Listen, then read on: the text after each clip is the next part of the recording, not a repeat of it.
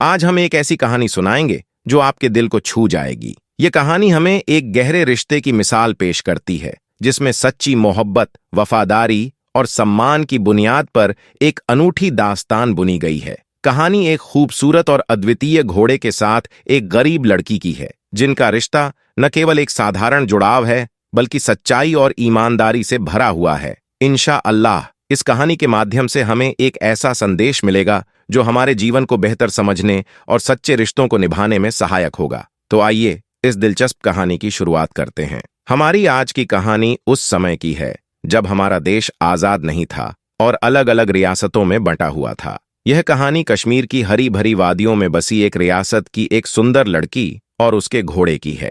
उस लड़की की खूबसूरती और उसके घोड़े की चर्चा दूर दूर तक फैली हुई थी। यह घोड़ा अपनी सुंदरता और ताकत के कारण बेहद मशहूर था। लोग इस घोड़े को खरीदने के लिए तैयार थे, लेकिन लड़की ने कभी भी इसे बेचने का विचार नहीं किया। उसके लिए यह घोड़ा केवल एक जानवर नहीं था, बल्कि उसकी जिंदगी का हिस्सा और उसकी एक अमानत थी। हमारे प्यारे नबी सल्लल्लाहु अलैहि वसल्लम ने फरमाया है, जो कोई भी बिना वजह किसी जानवर को तकलीफ पहुंचाता है, उसे अल्लाह की ओर से सजा मिलेगी। इस्लाम हमें सिखाता है कि जानवरों के साथ भी हमें अच्छे से पेश आना चाहिए। रियासत का बादशाह भी घोड़ों का बहुत शौकीन था और अपने महल में बेहतरीन घोड़े रखता था। उसकी विशेष रुचि खूबसूरत और मजबूत घोड़ों में थी, जिन्हें वह शिकार के लिए इस्तेमाल करता था। वह हमेशा एक नया और अजीज घोड़ा खरीदने की कोशिश में रहता था, ताकि उसे अल्लाह की नेमत का एहसास हो सके। एक दिन बादशाह ने अपने सिपाहियों को आदेश दिया कि वे रियासत के सबसे मजबूत और सुंदर घोड़ा लेकर आएं। सिपाही इस आदेश को लेकर परेशान हो गए और लड़की के पास पहुंचे। कहने लगे कि बादशाह सलामत ने आपका घोड़ा मंगवाया है, लेकिन लड़की ने अल्लाह के नाम पर और अपने दिल की सच्चाई के साथ साफ इनकार कर दिया। इस बात से बादशाह को गुस्सा आ गया और उसने अपने गुस्से को काबू में रखते हुए सिपाहियों को आदेश दिया कि वे लड़की और उसके घोड़े को दरबार में ले आएं। इस आदेश से बादशाह की घोड़े के लिए गहरी मोहब्बत और दीवानगी का पता चलता है। सिपाही लड़की को लेकर दरबार में पहुंचे। जब लड़की दरबार में गई तो बादशाह ने घोड़े को देखा और उसकी सवारी की। घोड़े की फुर्ती और दौड़ ने बादशाह को बहुत प्रभावित किया। बादशाह ने लड़की को घोड़े की मुंह मांगी कीमत देने का वादा किया, लेकिन लड़की ने इसे स्वीकार करने से इनकार कर दिया। उसने पक्का इरादा कर लिया था कि वह अपने घोड़े को किसी भी कीमत पर नहीं बेचेगी। फिर बादशाह ने लड़की से पूछा कि क्या वह घोड़े को शिकार के लिए उधार दे सकती है। लड़की ने एक शर्त रखी कि जब बादशाह सही सलामत लौटेगा तो घोड़े को शाही घोड़े का दर्जा दिया जाएगा।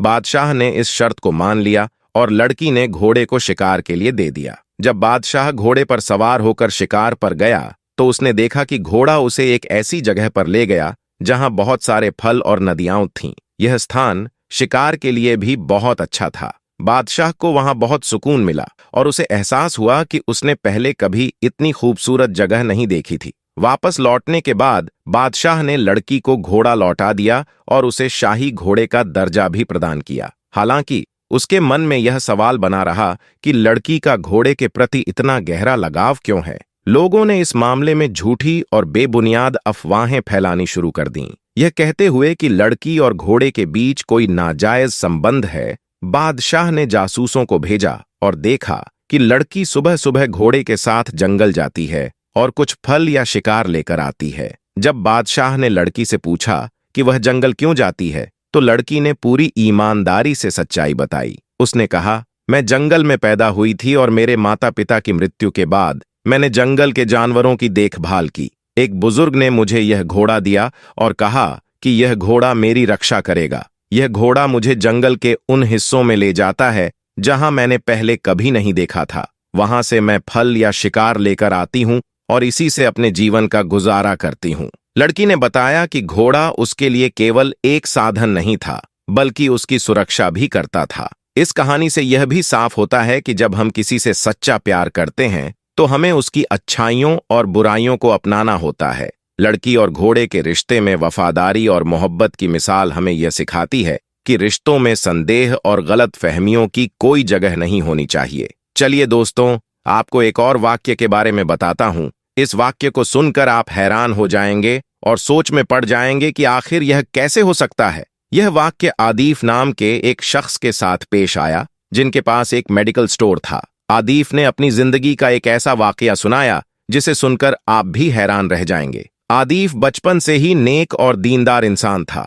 वह पंजस गाना नमाज के अलावा तहज्जुद, तिलावत कुरान में वक्त बिताया करता था। सारी रात नवाफिल अदा करता, रोजे, नमाज और ज़कात का पाबंद था। उम्र गुजरती गई लेकिन आदिफ ने शादी नहीं की। घर वाले उस पर शादी का दबाव बनाने लगे। इस स्थिति और परिवार की सलाह के मद्देनजर आदिफ ने शादी का फैसला किया और इस्लामिक हुकूमत के अनुसार अपने जीवन साथी से जुड़ गया। शादी के बाद आदिफ की जिंदगी में काफी बदलाव आ गया। रात की इबादत धीरे धीरे कम होती गई। खासकर रमजान के पवित्र महीने में भी तहज्जुद की नमाज भी छूट गई और नमाजों में भी कमी आने लगी। एक समय ऐसा आया कि 5 वक्त की नमाज में गफलत होने लगी। इसके बाद आदिफ अचानक मुश्किलात का सामना करने लगा। मेडिकल स्टोर की आमदनी कम हो गई और कर्ज पर कर्ज चढ़ने लगा। आदिफ को अपने ईमानी कर्तव्यों की ओर लौटने की आवश्यकता महसूस हुई। इस्लाम हमें सिखाता है कि दुनिया की समस्याओं और कठिनाइयों का हल सही तरीके से इबादत और अल्लाह के साथ किया जाता है। आदिफ की जिंदगी खुशहाल थी लेकिन अचानक चिंताओं ने उसे बुरी तरह मुतासिर कर दिया। हर समय टेंशन में रहने लगा। इस दौरान एक दिन एक शख्स मेडिकल स्टोर पर दवा लेने आया। आदिफ उस वक्त इतनी परेशानी में था कि उसने उसे गलती से गलत दवा दे दी। इसके बाद उस शख्स की हालत गंभीर हो गई और उसने आदिफ के खिलाफ मुकदमा दायर कर दिया। इसके बाद आदिफ की दुकान सील कर दी गई और उसका कारोबार पूरी तरह से बंद हो गया। इस स्थिति में आदिफ को समझना पड़ा कि यह समस्याएं अल्लाह की तरफ से एक इम्तिहान हो सकती हैं। इसी दौरान आदिफ के वालिद की तबीयत भी खराब होने लगी और आदिफ ने अब तक जो कुछ भी कमाया था वह सब अपने वालिद के इलाज पर खर्च कर दिया। इस मुश्किल हालात को देखकर उसकी बीवी भी उसे छोड़कर चली गई। अब आदिफ के पास कुछ भी नहीं बचा था और वह पूरी तरह से जिंदगी से मायूस हो गया था। एक दिन आदिफ अपने घर के आंगन में अपनी मां की गोद में सिर रखकर रो रहा था